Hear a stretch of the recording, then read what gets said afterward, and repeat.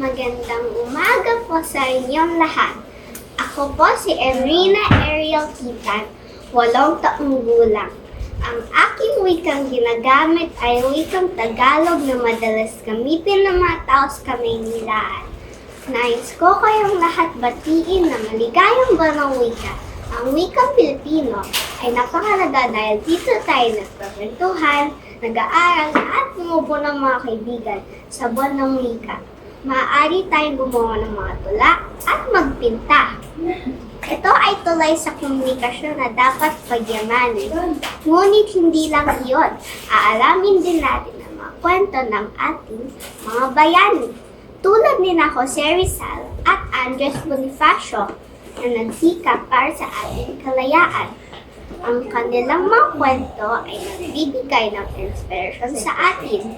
Wikang Pilipino, atin ito. Tara at sabay-sabay na natin pagyamanin ito.